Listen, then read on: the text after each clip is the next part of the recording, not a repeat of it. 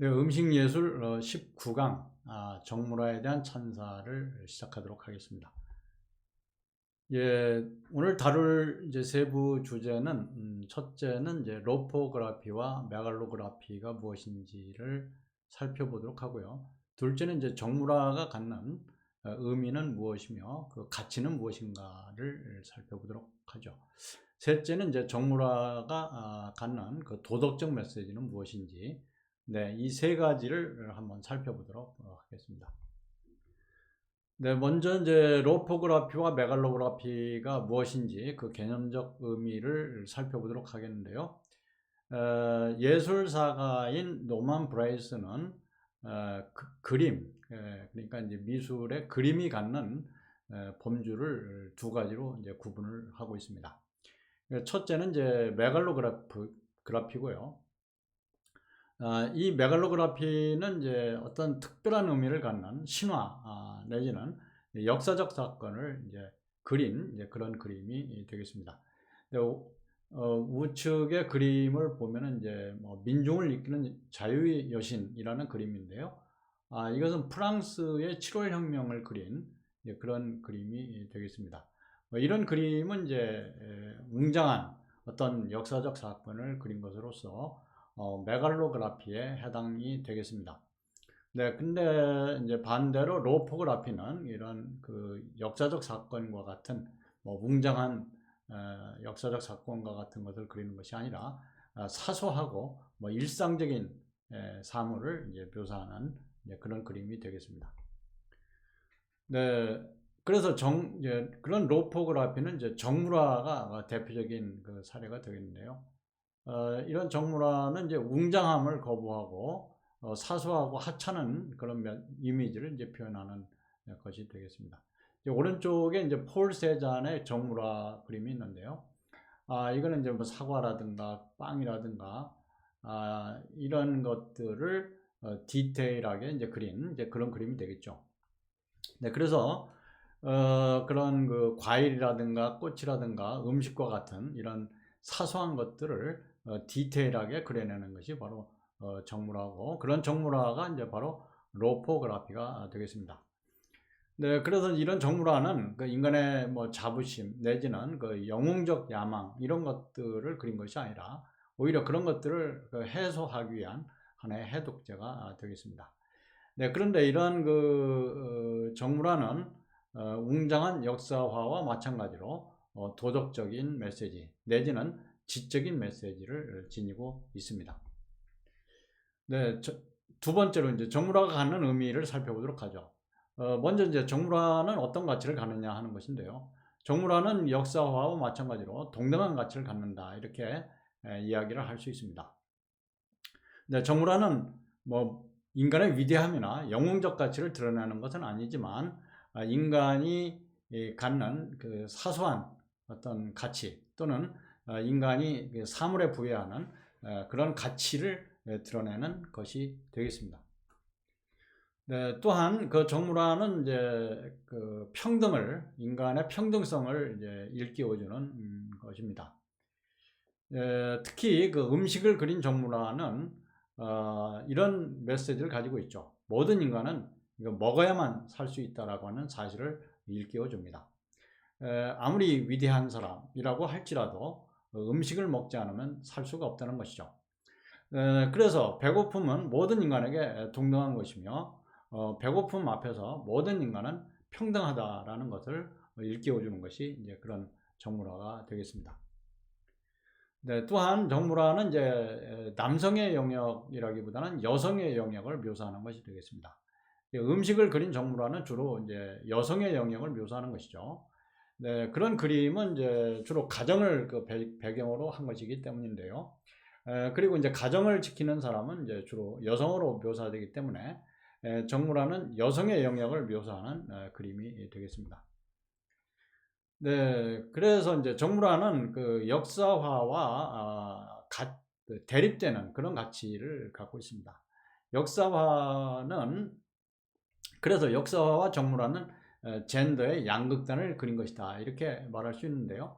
역사화는 이제 웅장한 그런 것들을 그림으로써 주로 남성성을 그린 것이고 또한 그것은 개인적인 또는 영웅적인 그 성취를 이제 그려낸 것이 이제 역사화, 메갈로그라피, 앞에서 얘기한 메갈로그라피인 역사화는 주로 남성성을 그린 것이다, 이렇게 말할 수 있습니다.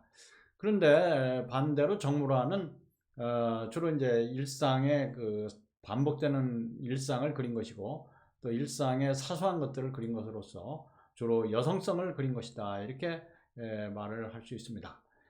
정물화가 주로 부엌의 장면들, 또 부엌의 사물들, 음식이라든가 이런 것들을 그림으로써 주로 여성의 영역을 그린 것이다, 이렇게 말을 할 수 있겠습니다. 네, 그러나 정물화는 역사화와 마찬가지로 도덕적 메시지를 가지고 있습니다. 네, 정물화를 옹호하는 사람들은 정물화가 그 역사화와 마찬가지로 도덕적 메시지를 불어넣는다라고 이야기를 합니다. 그리고 그런 도덕적 메시지는 어떤 인간의 지성적인 또는 시각적인 매력에 이제 호소를 한다라고 얘기하죠. 그래서 인간의 미각적 쾌락 또는 감각적 쾌락에서 이제 벗어나게 해주는 것이 그런 도덕적 메시지가 되겠습니다. 다시 말해서 정물화도 역사화와 마찬가지로 도덕적 메시지를 가지고 있는 그런 그림이 되겠습니다. 네, 하나의 사례를 보겠습니다. 여기 오른쪽에 이제 그림을 보면 꽃들이 있고 나비들이 날아가는 모습이 보이죠. 이런 정물화를 이제 그린 것인데, 네, 이것이 갖는 도덕적 메시지는 무엇인가 하는 것이죠. 네, 이 정물화가 주는 도덕적 메시지는 무엇일까요? 우선 시각적으로는 상당히 좋은 감촉을 이제 보여주고 있다, 이렇게 말을 할 수 있습니다. 그러나 지성적으로는 또는 도덕적으로는 여기서 그리고 있는 나비라는 것이 인간의 영혼을 상징한다, 이렇게 말을 할 수 있습니다. 나비는 이제 꽃을 찾아다니고 꽃에 앉았다가 다른 꽃으로 날아가고 그러죠. 그러면 이것이 갖는 의미는 이 나비를 그 인간의 영혼을 상징하는 것으로 볼 때, 꽃은 인간의 육체를 상징하는 것으로 이제 볼 수가 있겠습니다. 나비가 꽃에 잠깐 앉았다가 날아가는 것은 인간의 영혼이 육체에 잠깐 있다가 육체가 죽으면 사라지는 그런 것을 이제 그림으로 볼 수가 있는 것이죠. 그래서 이 그림이 가지고 있는 도덕적 의미는 영혼은 인간의 그 육체에 잠시 동안 깃들여 살 뿐이지, 영혼이 날아가면 육체가 죽고, 또는 육체가 죽으면 영혼이 사라져 버리는, 그렇기 때문에 인간의 삶이라고 하는 것은 잠깐 있다 사라지는, 따라서 영원할 수 없는, 그래서 육체 죽음과 함께 영혼이 나비처럼 날아가 버린다라고 하는 이런 것을 그린 그림이라고 볼 수가 있고요. 그래서 이런 정물화는 인생의 덧없음, 또 인간의 삶은 영원할 수 없음, 이런 것들을 잘 표현한 그런 그림이라고 말할 수 있겠습니다. 네, 그런 그림을 잘 그린 것이 베니타스 그림인데요. 이 베니타스 그림은 16, 17세기에 네덜란드에서 이제 유행을 했던 그런 그림이 되겠고요. 그 그림은 이제 어떤 도덕적 상징성을 가지고 있다라고 이야기를 할 수가 있습니다. 이 베니타스라는 말은 성경의 전도서의 첫 문장에 나오는 것으로서 모든 것은 헛되다라고 하는 것을 이야기를 해주고 있는 것이죠. 그래서 헛되고 헛되니 모든 것이 헛되도다, 이런 것을 그린 그림이 바로 베니타스 그림이 되겠습니다. 네, 그래서 이제 전형적으로 베니타스 그림이 그리는 것들은 주로 인간의 해골을 중심으로 그리고요. 그 해골을 중심으로 촛불이라든가 꽃이라든가 모래시계라든가 기름 램프라든가 엎질러진 와인이라든가 이런 것들을 이제 해골과 함께 이제 그리는 그림이 이제 베니타스 그림인데, 뭐 이런 것들은 한마디로 무엇을 그린 것인가? 그것은 인생의 덧없음, 인간의 삶이 영원할 수 없음, 뭐 이런 것들을 이제 그린 것이다라고 이야기를 할 수가 있습니다. 또한 인간의 그 노력이 헛되다. 아무리 인간이 노력을 한다 할지라도 그것은 헛된 것이다 라고 하는 것도 그려내고 있는 것입니다. 그래서 인간의 삶은 그 어떤 운명적인 것이고, 인간이 노력만으로 삶이 결정되는 것도 아니다 뭐 하는 것을 이제 표현한 그런 그림이 되겠습니다.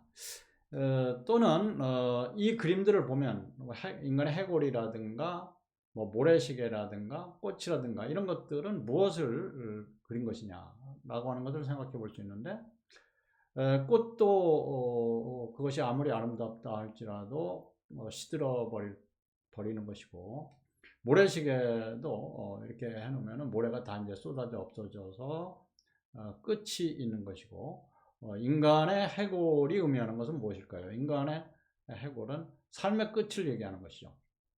그래서 모든 것은 다 끝이 있다라고 하는 것을 그려낸 그런 그림이 되겠습니다. 네, 그래서 이것을 이제 좀 다른 얘기입니다만은 한편으로 보면은 인간의 삶은 모든 것이 다 끝이 있기 때문에 어떤 하나에만 집착할 필요가 없다라고 하는 그런 의미도 가지고 있다고 볼 수 있습니다. 네, 인간의 삶을 살다가 기쁜 일이 있기도 하죠. 근데 그런 기쁜 일도 끝이 있고 또 슬픈 일에 닥치기도 하죠. 그러나 그런 슬픈 일에도 끝이 있는 것입니다. 그래서 그런 의미에서 보면은 인간 만사가 다 세옹지마다라고 하는 이야기를 할 수가 있는 것이죠. 기쁨의 끝이 있고 그 끝이 있으면 슬픔이 찾아오고, 또 슬픔도 끝이 있고 그 슬픈 일이 끝이 나면 또 기쁜 일이 있는 것이고, 그래서 어떤 기쁜 일을 당했다고 해서 거기에 집착하는 것도 의미가 없는 것이고, 슬픈 일을 당했다고 해서 그것에 집착하고 그것에 빠져 있는 것도 의미가 없는 것입니다. 그런 의미에서 그 인생 만사가 다 세옹지마다라고 하는 그런 의미를 가지고 있다고 볼 수도 있겠습니다.